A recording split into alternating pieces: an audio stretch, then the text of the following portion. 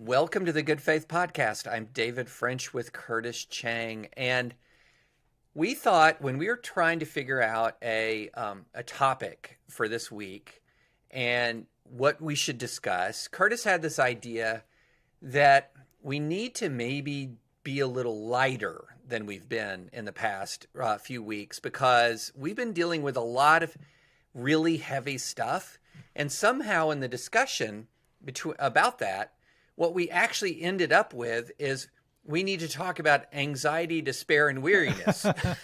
So I don't know how this is lighter, but the reason for this, listeners, the reason for this is that in the days since the Dobbs decision, it has been really interesting to me to sort of take the temperature of people I interact with on both the right and the left.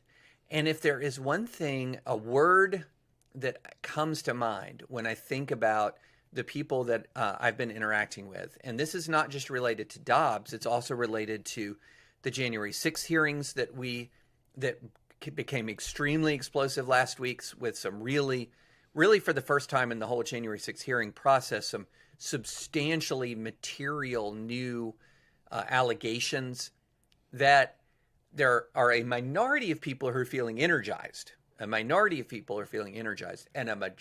people that I'm interacting with who feel overwhelmed. They are just feeling like, I can't take another huge news event. I can't process all of this, and I really feel like I don't know what the future holds. And especially when you throw on top of this political uncertainty, you also throw into it an awful lot of economic uncertainty, and the fact that a war is still happening in Eastern Europe, and it's just entered into this just incredibly bloody war of attrition that I understand, Curtis, why people are feeling overwhelmed. And so, a couple of podcasts ago, you've on a couple of podcasts, you've kind of interviewed me as the legal guy about these legal developments. Well, I'm going to switch it around, and I'm going to kind of interview you as the pastor guy on these feelings that are completely understandable about feeling incredibly overwhelmed. So let me just start with this. When you hear that someone is feeling overwhelmed, what are you hearing? Well, first of all, let me just say that I hear that a lot also. Yeah. And in fact, hear that in my own household. That is a description that my kids often use for how they're feeling. Like, Dad, I'm just feeling overwhelmed. It's exactly that term. And so I've been paying really close attention because obviously it's close to my home. I share some of that feeling as well. And also folks in my church, in my work place, my colleagues, secular or Christian, I think that is a consistent theme, that precise feeling of overwhelmed. And as I've been listening in more closely and asking more questions, it's become apparent to me that feeling of overwhelmed actually, it's in response to what is happening in the world, but it actually encapsulates at least three distinct emotional and spiritual realities. And that I believe it's important actually to diagnose and distinguish and separate out there's these distinct emotional realities. And there may be more than these three, but these are the three that I pick up as what everybody is throwing into this one term, feeling overwhelmed. And the three are anxiety, despair, and weariness. Okay, anxiety, despair, and weariness. And they can all be in response to the same kind of events in the world, but they're actually, different. So if I can just illustrate, anxiety is the response to uncertainty. Okay. Despair is the certainty that things are going to turn out bad. And weariness is just the tiredness of going back and forth amidst it all. Yeah. Right? So anxiety, despair, weariness. And if I can illustrate, David, the distinction between those three by referencing, what I think is, the central, way that I make sense of the world, which is watching the Warriors, on their way to the playoff game. The way to How I make sense of the Okay, world. I want to hear this. I want to hear Okay, this. so anxiety is what I feel like I'm in the, third quarter and it's a tight game against a very worthy foe like the Memphis Grizzlies. So just Right. Of tossing course. you a bone there, David. Your worthiest foe the entire playoff run. That's right. Yes, That who gave us the toughest match, and it was really uncertain. It was back and forth, and so in the midst of that uncertainty, I felt anxiety. Right, so that's a response to uncertainty. Despair is when you're certain things are going to turn out bad. Right, that's when you're. What was that Warriors? What was that Grizzlies game? The one that they did the Whoop It Up song. Game 4. Game 4, we were down by 55, I think, at one point, in the fourth quarter. And so that's despair. That's like, I'm certain we are going to lose this game and we are going to get, okay. And so that's despair. And then weariness is just, after I turn off a game, like that's a close back and forth game, I'm just literally tired. I'm exhausted emotionally, physically. I've been tense. I've been pacing. And so I think it's important to distinguish those three because those are actually, it's all the same event I'm responding to, just like people are responding to events in the world. But those are actually three different conditions: anxiety, despair, and weariness. And so we can talk more about all three of these. But first, David, I want to toss it back to you and ask you, if you had to diagnose when you feel overwhelmed, if you had to pick which of these three you most tend to be actually is what is behind that feeling overwhelmed, which is it between anxiety, despair, and just weariness? Yeah, that's a really good question, Curtis. I feel like for me, it's more of a weariness that it's just, and I was telling somebody the other day that I moved from litigation, the world of litigation, from 1994 to 2015, I would sum up my career as in one word: litigator. So for about 21 years, the dominant characteristic of my career, aside from my army career, was I was a litigator. And litigation is a pretty high stakes, high stress business. There's a lot of drudgery in the practice of law, as producer Chris can tell us. There's a lot of drudgery, but there are some really anxious, tense moments, particularly in litigation, where you're arguing in a big case, you're in front of a jury. And then I thought that was a pretty stressful profession. And then I moved to being a journalist in May of 2015. June of 2015, Trump comes down the escalator. And a lot of my life changed, quite frankly. I was never on the Trump train. And then a lot flowed from that, as a lot of people know. And I took one vacation between 2015 and now. One vacation. Yikes. Dude. And I know, it's absurd. But it was such a pace, and there has been such a pace of news, of developments, that even when I try to unplug, I feel, pulled back in. And it's not so much that I fluctuate between anxiety and despair. It's just the relentlessness of it all just starts to wear on you after a while, and you realize, I think I'm just exhausted by this. I think I'm just really exhausted. And then people come to you and they want to sort of be reassured that everything's going to be okay. And I don't know that it will be. That's right. I don't know. I had this panel at the Aspen Ideas Festival that I last Saturday, right after Dobbs has decided. I'm flying in and I get a text from the great folks at Aspen, and they say, "Can you do a panel on Dobbs?" And I said, "Yeah, I'd be happy to." I was the only pro-life person on the panel. And of course there was anger. There because it was a heavily progressive audience. They were angry about what happened. But there was something else. It was this really interesting combination of anxiety and weariness.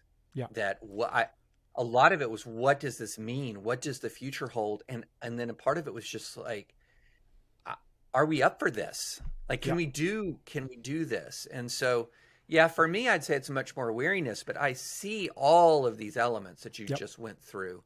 So let's kind of unpack them in order, Curtis. Yeah. You've got a book coming out. Yes, in May. Can we announce it yet? Yeah, sure. Announce it. Go for it. Okay, so Curtis has Or a do- book coming out. Yeah, it's Do we have a title, official title? the We don't the have an the Amazon page though. we don't have an answer. It's due out in May of next year in Zondervan, and the working title is called "The Anxiety Opportunity," and the subtitle is "How Leaning into Your Worries Leads to Spiritual Growth." But the title is "Anxiety Opportunity," and I wrote that book because, David, I'm a subject matter on anxiety, not because I'm a psychologist or a psychiatrist, but You're because a subject matter expert on anxiety.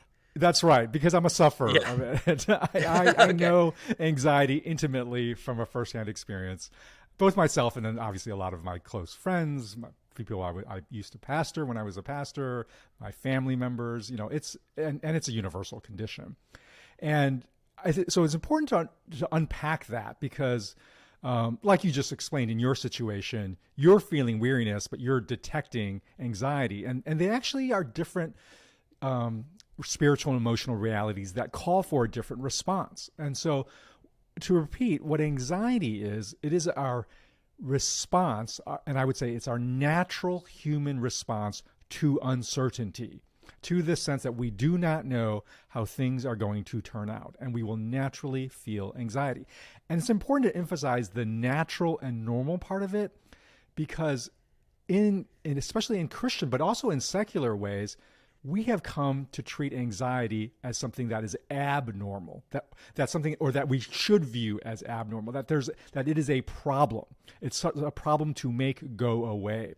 So in the Christian circles, in the Christian worlds, you often will find this sense, either implicit or very often explicit, that anxiety is a sin, or at least it's a character flaw. So they'll cite the common verse, Philippians 4:6, and interpret that, where Paul says, "Do not be anxious about anything," and I believe misinterpret that passage to position anxiety as actually a sin or a character flaw. And part of my book is trying to kind of dissect that false interpretation. But the notion that it's a sin or a character flaw leads a response to think, well, we should pray it away. And you'll see a lot of faith traditions say, well, we should just pray it away. Like, again, anxiety is something that we have to make go away.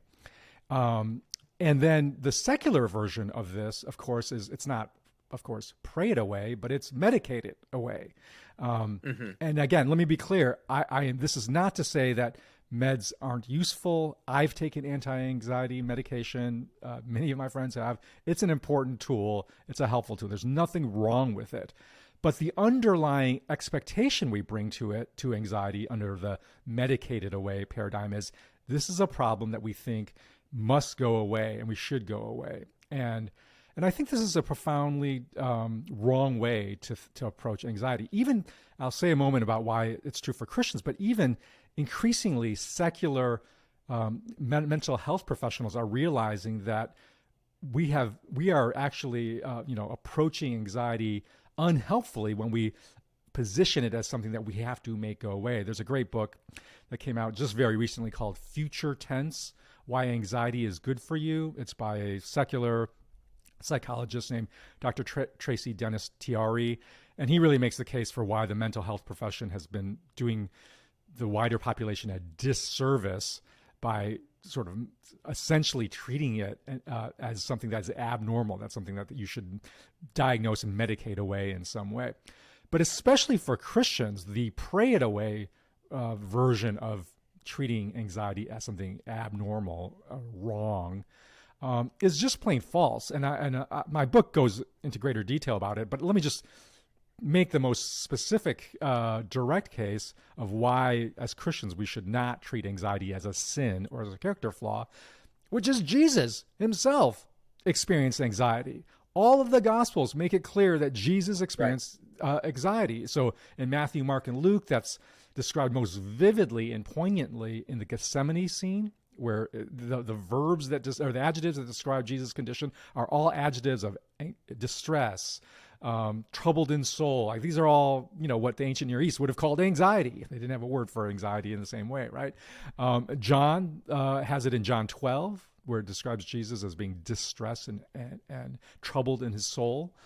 So all the Gospels go out of their way to make it clear Jesus experienced anxiety, which it should tell us that it is a profoundly human experience and response to uncertainty that Jesus himself experienced. And so we need to normalize it and not treat it as a problem, because what happens is, because anxiety is a natural response to uncertainty, if we tell ourselves or condition ourselves that anxiety is something that should go away, basically we are telling ourselves that we cannot tolerate uncertainty.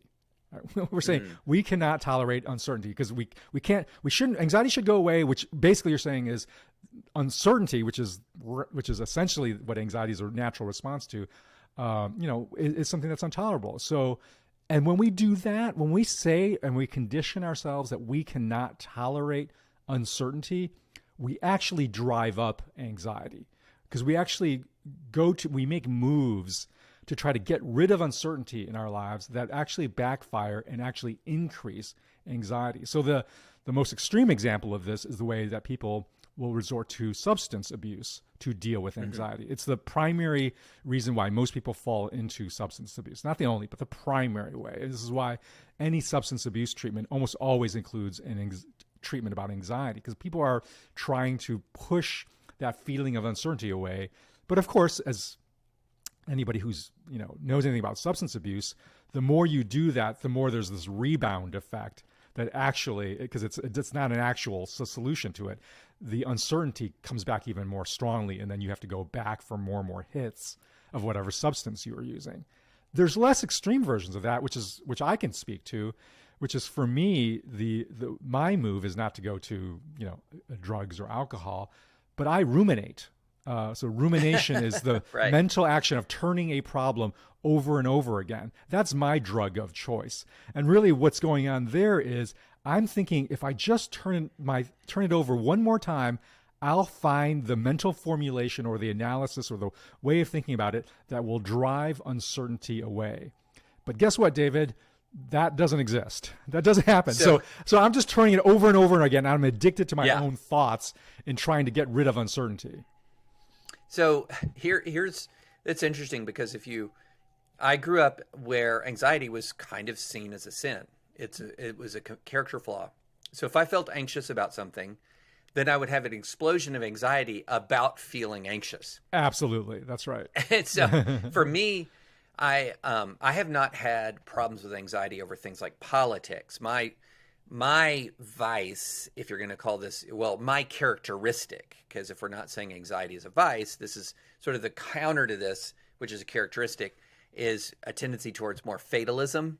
What's going to happen is going to happen, which has its own problems. But where I would have this anxiety is when I came back from Iraq, the plane that I was on, this ancient charter plane, almost crashed. We had a massive problem on board. We had to turn around and do an emergency landing in Iceland with literally pieces of the plane littering the runway. Oh my gosh. It was bad. It was, I could tell the whole story, and it was A, terrible, and B, utterly infuriating that after this year in Iraq, we're put on a garbage airplane to go home. But for a while, years after that incident, I would have an explosion of anxiety right when I was boarding an airplane. And then I would have a giant explosion of anxiety about being so anxious. So I would get anxious well before I flew, because I knew I was going to be anxious. And I've seen people have this phenomenon where they get anxious and then they feel anxious about being anxious, and it just cascades. This is exactly my point of when we make anxiety a problem or a sin and not normalize it, not treat it as this is fundamental to the human condition, we have this rebound or intensifying effect, because we're trying to get rid of this feeling we feel like we shouldn't have it. And that all creates all sorts of mental cycles, again, whether it's substance abuse, whether it's rumination for me, or whether it's you just like, I shouldn't feel anxiety about anxiety. We actually ratchet up anxiety. And what all that does is it actually reduces our resilience. It reduces our ability to tolerate uncertainty, which is, again, the driver of anxiety.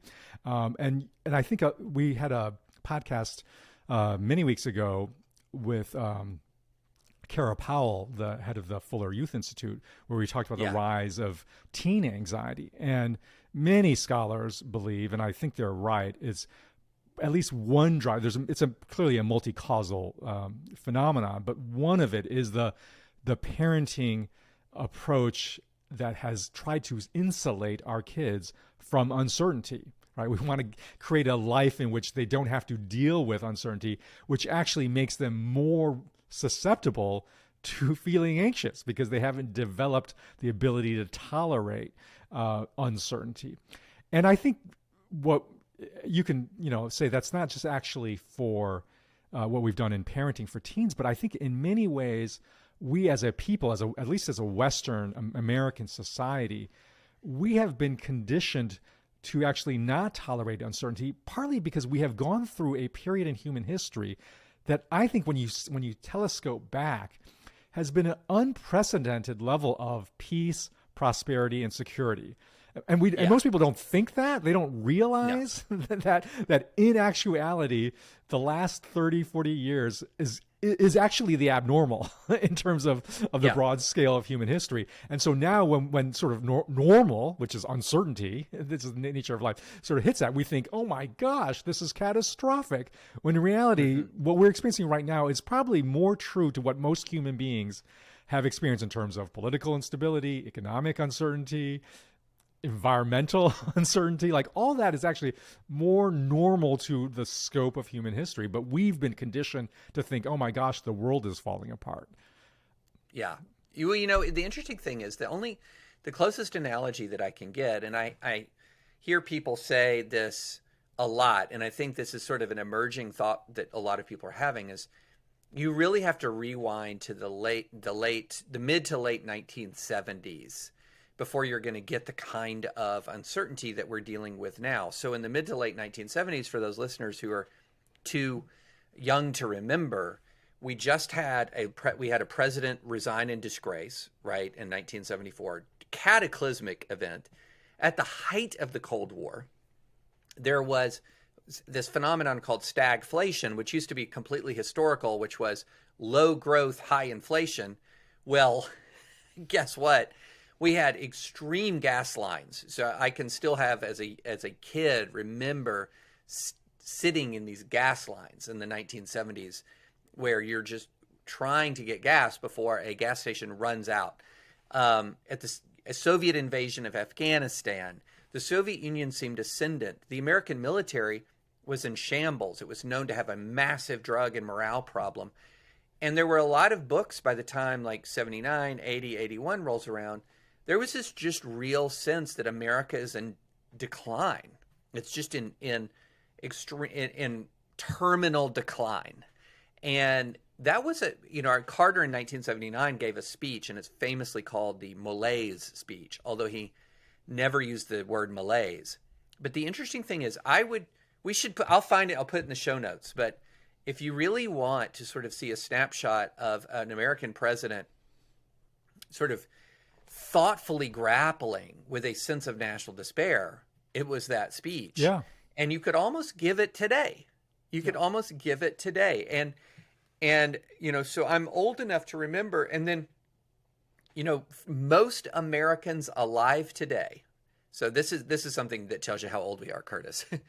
Most Americans alive today, their primary experience of the United States is the ascendant world, not just superpower, but hyperpower, with a tremendous period of world peace. And when I say, you could say, well, we had the invasion of Iraq, you had Afghanistan. Yes, we did. And we had 9/11. Yes, we did. But if you zoom out on the scope of human history, there was no great power war. There was no meaningful threat of great power war. There was an enormous amount of economic expansion. We did have the '08 financial crisis, but if you look at the whole arc of the last 40 years, an enormous economic expansion, an enormous amount of prosperity, an enormous amount of global prosperity. So if you look at absolute poverty in the world, it plunged during that period of time. And so in a way, we were living through almost like a honeymoon period, and then it feels like the honeymoon's over, and it's understandably jolting. So Curtis, what I hear you saying to people who are anxious is not, well, it's wrong for you to be anxious. More, it's understandable that you are. It's normal. It's totally normal. Yeah. So, and it's an opportunity. And so, yeah, and that's what really I wanted to get to. Yeah. This is really where my book is trying to unpack the opportunity that exists if we can not pray it away or just medicate it away, again, with the caveat that medication is a legitimate and healthy tool as part of the response, but it can't be the only response, because what secular mental health fails to provide and grasp is the opportunity for spiritual growth for Christians in particular. And there's a lot of different opportunities, but I'll just name one here one is it's actually an opportunity for us to unpack not only our expectations about the world, which may be misconstrued and unrealistic, like the way you just described. So it's not just to unpack and clarify our expectations of the world, but also our expectations of God. Because many Christians are actually operating with a notion of God as the cosmic loss avoider, guarantor. Right. That God exists to make sure we don't experience any loss or even any possibility of loss, right? So that God is supposed to arrange things so we do not experience uncertainty. And this is where we need to unpack that, because that is simply not biblical. That is not the gospel. Nowhere are we promised that we will avoid all loss in life or any possibility of loss in life. Quite the contrary. We are promised actually that we will go through the cross. We will experience loss of various sorts in our life. And so leaning into that is actually an opportunity for us to get clear. Wait, who is this God as revealed in Jesus, the Jesus who himself experienced loss, who himself experienced uncertainty, and get more clear what really is actually the promises of God, because it's not you will not experience uncertainty or you will not experience loss. Well, it's interesting when you talk about this feeling of not feeling uncertainty and not feeling lost. It reminds me of this concept, and it was something that was talked about more several years ago, but a concept that if there was a common American faith, it wasn't so much Orthodox Christianity, it was something called moralistic therapeutic deism. Yeah. And this was, I believe it was Christian Smith who sort of coined this term. Yeah. Really fascinating, and it has some central tenets. One, there's a God who exists and created and ordered the world and watches over human life. Number two, God wants people to be good, nice, and fair to each other, as taught in the Bible and by most world religions. The central goal of life is to be happy and to feel good about oneself. Number four, God does not need to be particularly involved in one's life except when God is needed to solve a problem. Right. Yeah. And then number five, good people go to heaven when they die. And it is, it sort of reminds me of when things are going well, it strikes me, and when there's a sense that things are going well, it strikes me that sort of moralistic therapeutic deism frame actually makes a lot of sense for folks. It works at a certain level. Yeah. It works at a certain level. It stops working in times of real and profound crisis. That's right. And that's the opportunity, is for us to actually get back to biblical faith, not this cultural, moralistic, deistic theism that you're describing. David, let's turn to despair. So we talked about it's anxiety. Let's distinguish between anxiety, despair, and weariness. And you mentioned that sometimes you yourself can be prone, although you're more prone to weariness, sometimes you cut yourself in this fatalism, which is probably another word for despair, right? It's the certainty that things are going to turn out badly. So for myself, I'm more an anxiety person, but where I am more prone to despair, for me, it's around climate change. And for me, more than state racial divides, politics, even frankly, the state of the church, it's really climate change where I'm most prone to despair. And by the way, one of the things that listeners have often commented on is that they appreciate that you and I don't approach everything exactly the same way, that we have our differences. And we haven't talked yet about climate change, but I suspect we have some differences. And I suspect that one of them is, for me, I am much more pessimistic and really kind of despairing about the ability of technology to come up with some magic solution that will make it all go away. And so when I really believe more drastic actions that requires government, because we've got a fundamental problem of externalities here in this problem, that we need some way to mobilize collective action, and that's going to involve the state. And for me, this past week, when the most recent Supreme Court ruling came down that sort of further handicapped the EPA's ability to regulate emissions gases, that was a moment of despair for me. I was like, we're just never going to be able to address this problem. And so that again, people will have different issues that they are most prone to going to despair. But this feeling that we're certain it's going to turn out badly, that's actually different than anxiety, right? Because anxiety is about uncertainty. Despair is about certainty. And so this actually requires a different response then. But before I get into the response, David, tell me, where are you most prone? Which issues are you most prone to actually despair? Yeah, that's a really good question. I don't have a high view of human nature.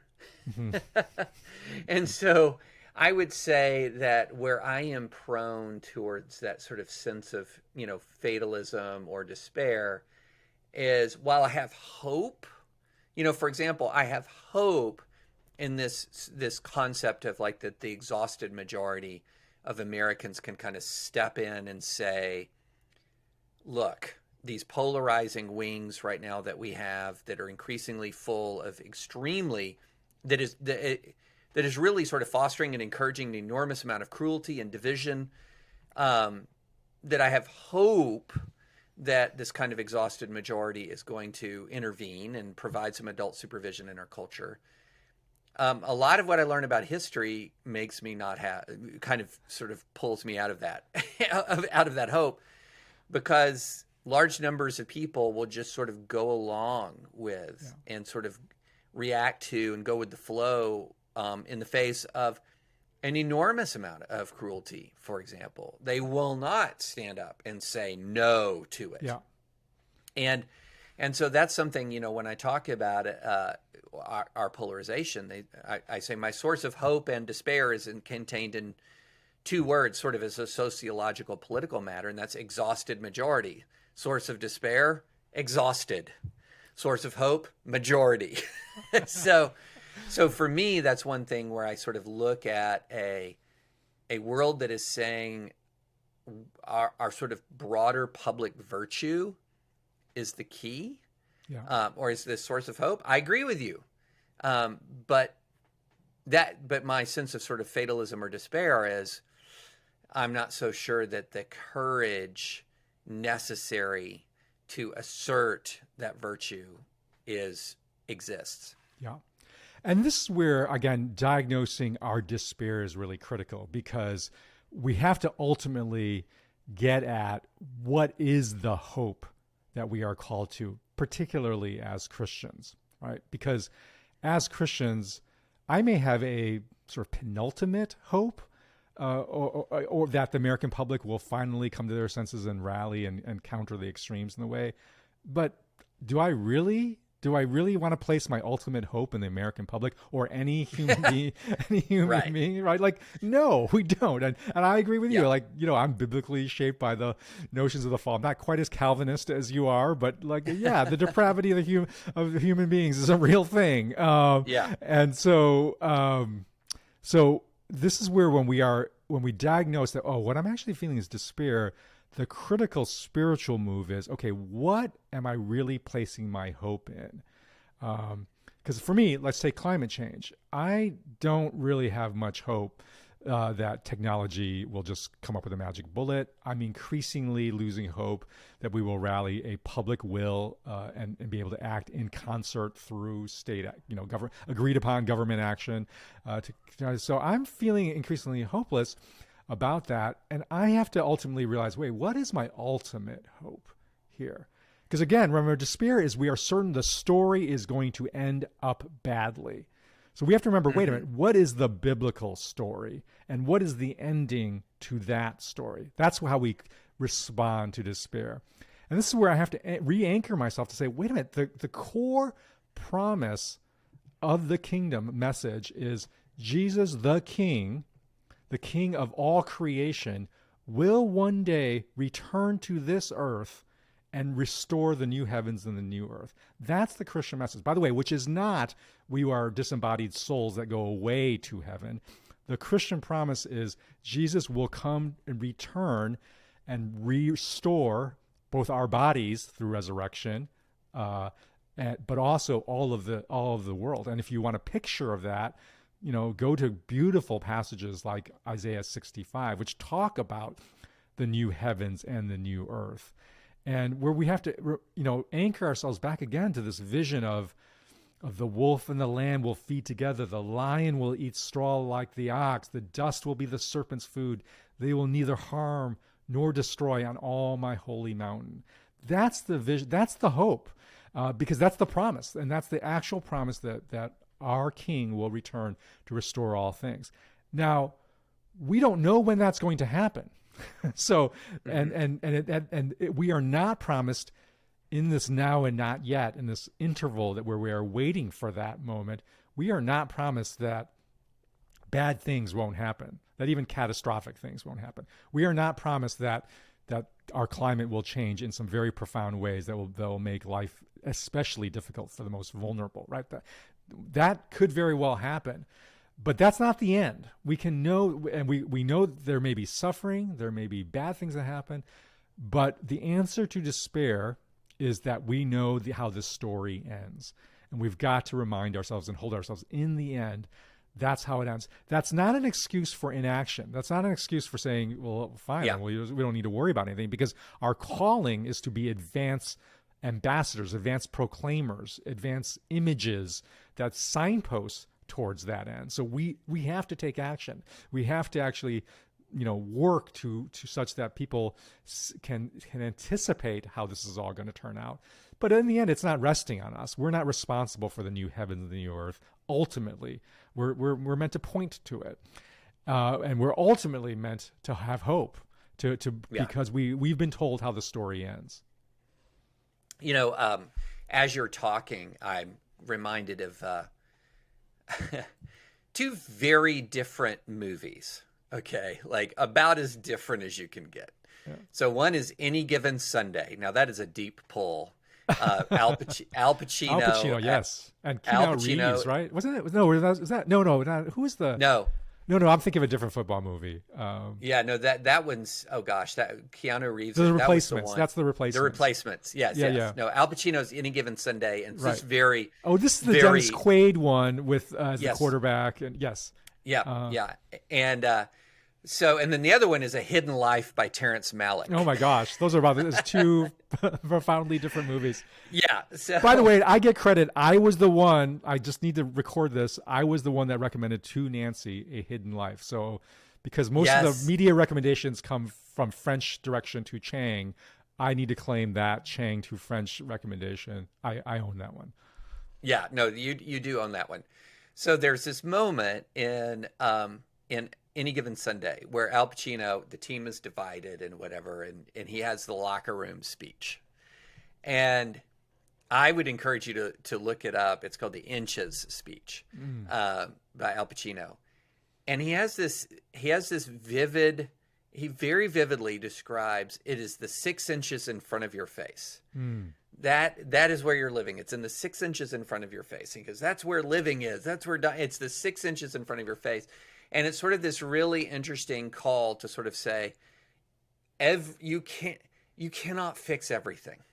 You cannot fix everything. But you can look at the 6 inches in front of your face and you can do sort of the next right thing, right? Yeah. And sort of the call in that moment was the next right thing was to heal as a team and go out and, so it wasn't exactly life and death stakes, but I found it really stirring and surprising. Now, let me connect that to Hidden Life. Okay, so Hidden Life is about this guy. It's a true story. a true story about a guy named, and I'm going to just butcher the pronunciation, so forgive me in advance, German speakers, Franz Jagerstatter, who Sounds good to was me. Austrian conscientious objector during World War II, sentenced to death for refusing to take the Hitler oath, and executed, I believe, by guillotine. That's right. And, here's a guy who knew he couldn't change the course of the war, right? Like, he didn't have any pretension that he could change the course of war. He didn't have any national voice or national platform to impact the world. It's not like he could write the key op-ed that would turn the people of Germany away from Hitler.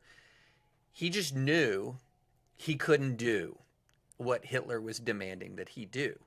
He's a farmer from Austria. Yeah, like he's just, right. And he just said no. And sort of the 6 inches in front of his face was no. And then you talk about anxiety, talk about despair. And, and yet he had the courage, he had the resolve, he had the fortitude to resist and to do the next right thing and to keep doing that next right thing. And now we look back at him, he's been beatified by the Catholic Church. And That's right. I do wonder though, how many Franz Jagerstatters were there that we'll never hear about? That's right. And that's kind of the point of the movie, is that this is Yeah. these acts of faithfulness. And again, the hero is a devout Catholic. It's a profoundly religious movie by Terrence so Malick. beautiful too. Beautifully filmed. So beautiful. Is that, yes, there's all these acts of hidden faithfulness that in the end, it's true worth and ultimate redemption of their acts of faith, or the ultimate fruitfulness of their hidden acts of faithfulness will be revealed one day. I mean, I won't give it away, but there's beautiful ways in which that movie points forward to when what is hidden will be revealed. When what all these hidden acts of faithfulness, and it is that final day. It is the end of the story when all is made right, when the new heavens and the new earth are restored. And we've got to hold on to that. That's the only thing that as Christians that will sustain our engagement in all of the various 6 inches that lie in front of each of us. And so that is, I think, the response to despair. So we're running out of time. Oh, go ahead. Yeah, I want to make sure we get to quick weariness. thing. Yeah, go for it. Yes, we do. We definitely need to. But one quick thing. I don't think that folks understand how many people in my line of work are asking themselves, even people with really big audiences, am I making any difference at all? Yeah. Am I making any difference at all? And that's not the anxiety. That's the despair piece. That's right. That's right. And it's widespread, even with people that you think, well, it's obvious X person or Y person reaches millions. They have a huge platform. And then those exact same people, and I could use names that everyone in this group would, or all the listeners would know, are saying, am I doing anything at all? Yeah. And that's that despair piece. Well, and let's just be real explicit that, we're not nearly as famous as probably the people you're talking about, but that's our motivation here at Good Faith. This is our 6 inches. This is our small hidden acts. Yeah. We have no idea. I mean, we do get feedback and it's really encouraged, but are we tilting the scales of history in any way?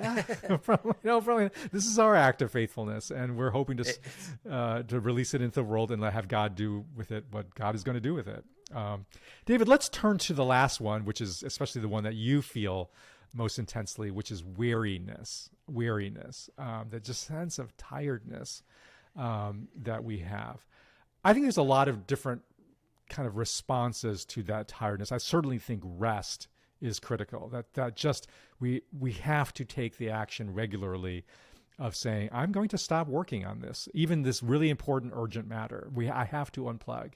And David, I've talked with you about that. Like, I really encourage you to do that more. To have one vacation in that period of time that you describe at the pace that I know you've been going at. That is not sustainable.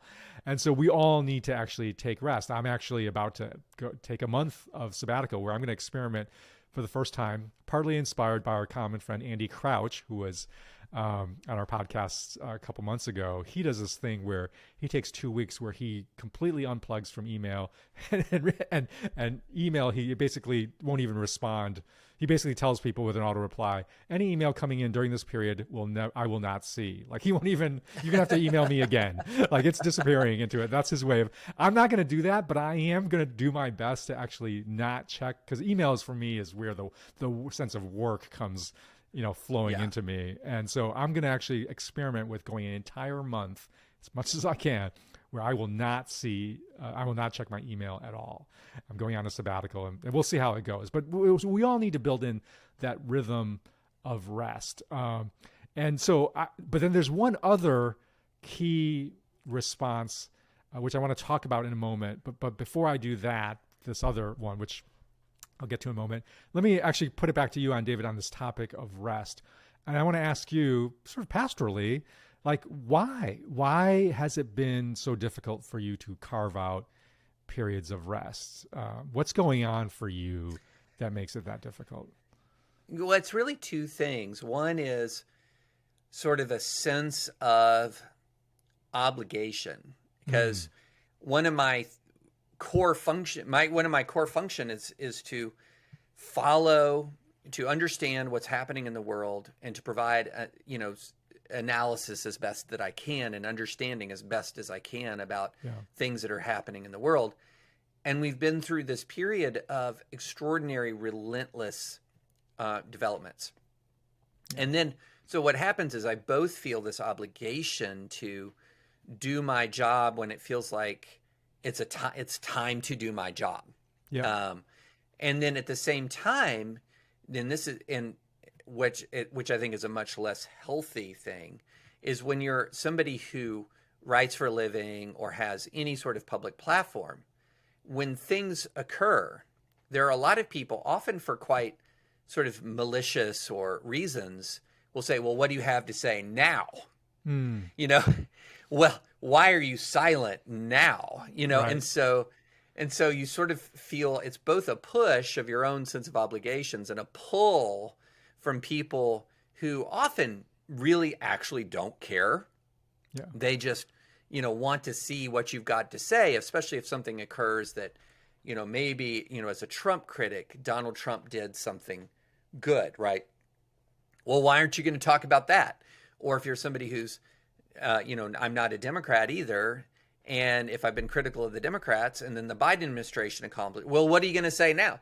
And so you kind of have this constant sort of push of obligations, pull of kind of compulsion into the public square, combined with total instant access to it wherever you are, And so I think for me, that's part of what's going on. And I fully recognize, even as I say it, it's ridiculous. Like I fully recognize. I mean, listeners are going, you don't have to comment on everything. And I fully recognize it's ridiculous. Okay. Yeah. Both the push and the pull, but at the same time, it's real. Like it's real.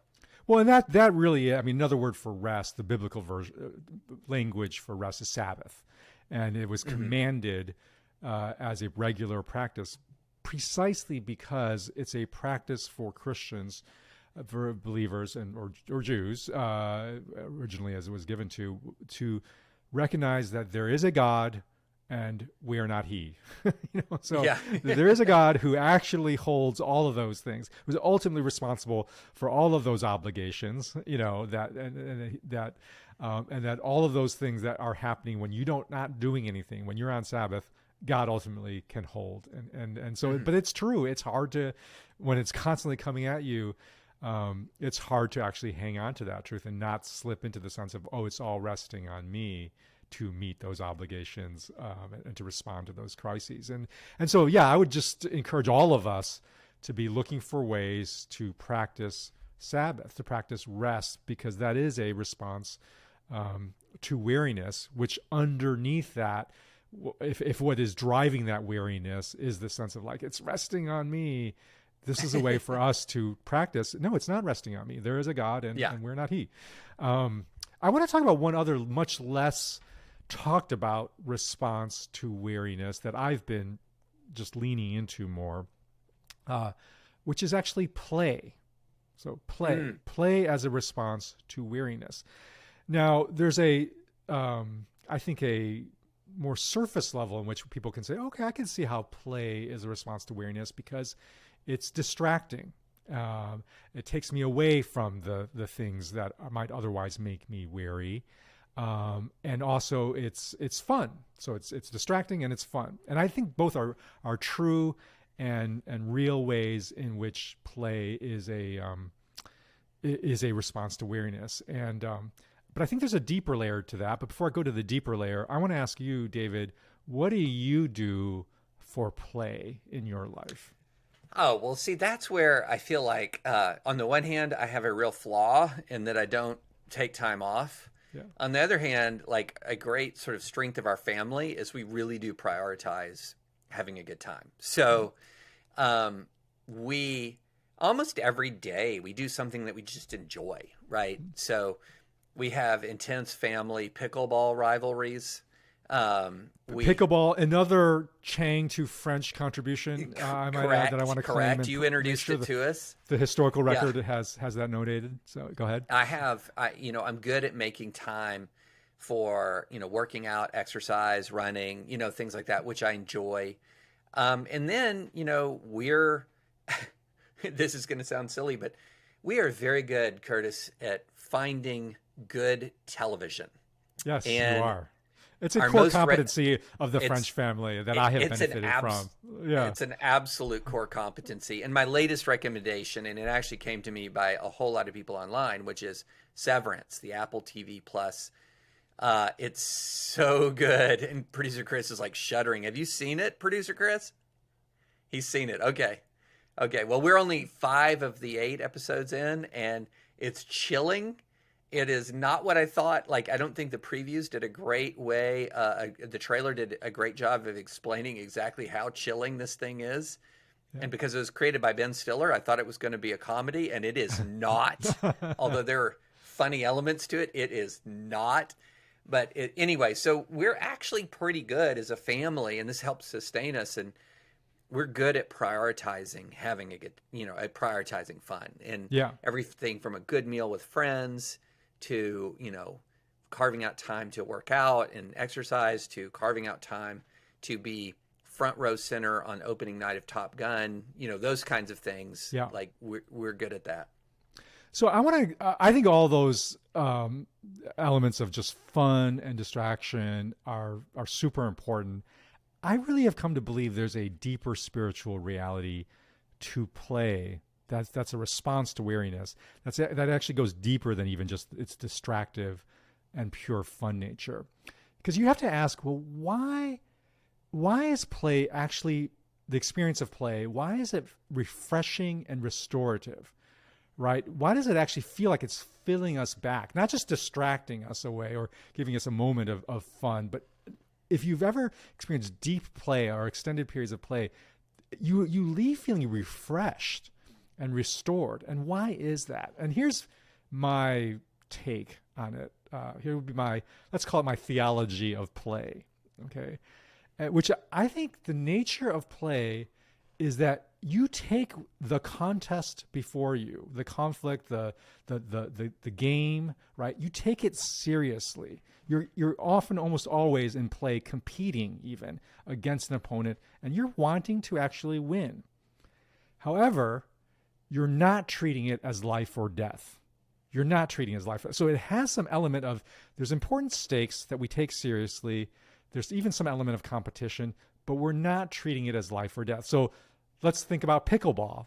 So for those who don't know, pickleball is basically kind of a compressed version of tennis, where rather than with string rackets, you have paddles and a ball that is like a wiffle ball like thing on a smaller court, so that middle-aged bodies can cover the ground a little easier than in tennis.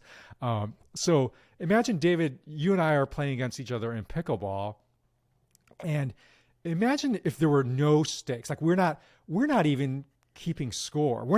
Doesn't even matter if the ball lands in the lines or outside the lines, right? Right. It doesn't even really matter if you hit it into the net. that would not feel very fun. That would not feel like a very enjoyable form of play, right? Because there's got to be stakes involved. We've got to take it seriously. There's got to be a real competition that somehow is part of that sense of play. But on the other hand, imagine we said, okay, David, we'll play to 11, and the first person that wins gets to 11 gets the deed to the other person's house.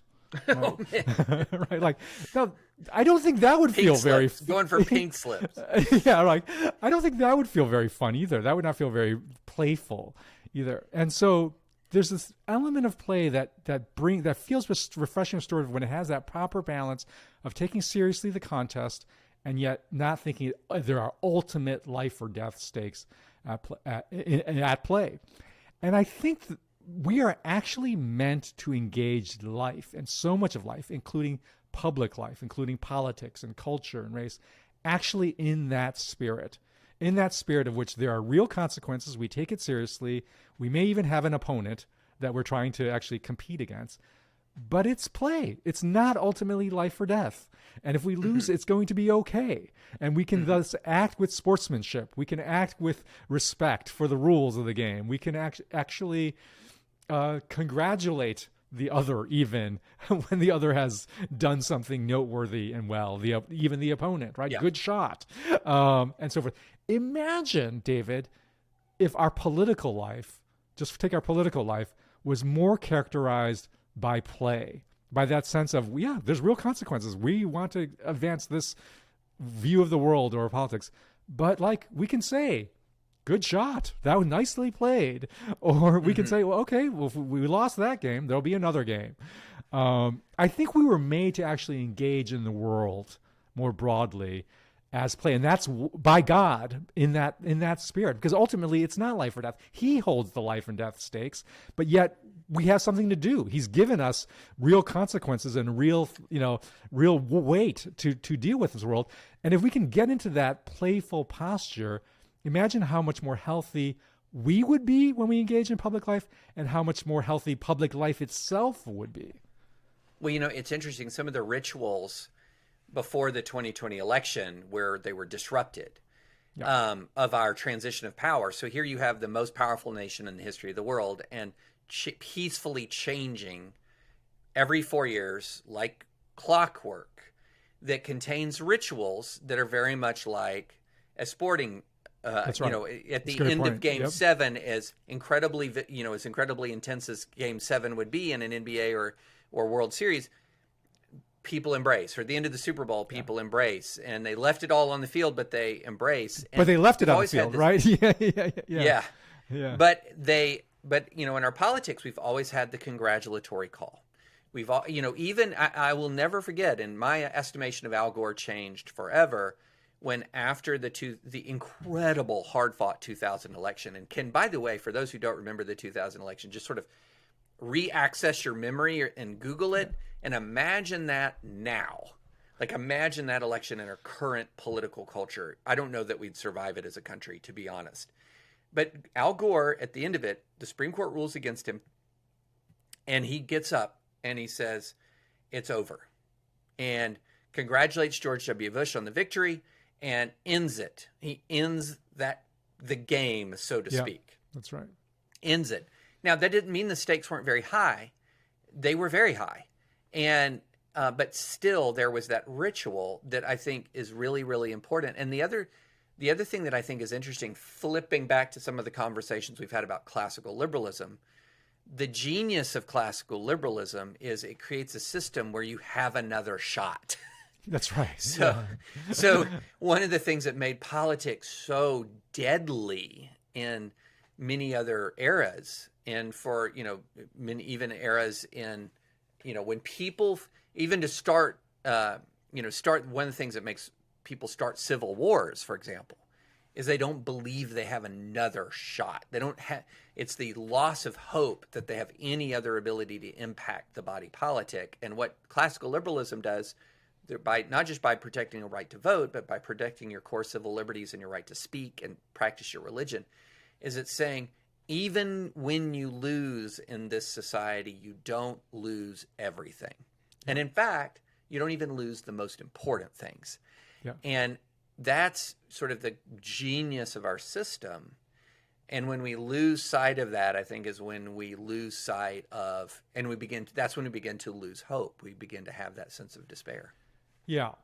And we get weary because we think the stakes Yes. are just unrelenting and existential, total in nature, versus a certain, like you said, a lightness to those stakes that don't mean they don't have any weight, but they have the proper weight, right? That enables us to bear it without feeling crushed into that state of weariness. Well, David, so boy, we've covered a lot of ground. Yeah. around. And I think ultimately uplifting, even though the themes of anxiety, despair, and weariness are pretty dark. Yeah. All right. We're going to see dark. what Chris does with the show notes and the titling of this episode. Hello, darkness, my old friend. That could be a good title. Well, David, hey, let's end with any other. Let's practice the core French family competency. I'm looking for, during my sabbatical, some more TV watching. What do you, other than Severance, which may sound just a little too dark for me and unsettling, may make me vulnerable to more anxiety. Curtis, see, give me some good stuff here.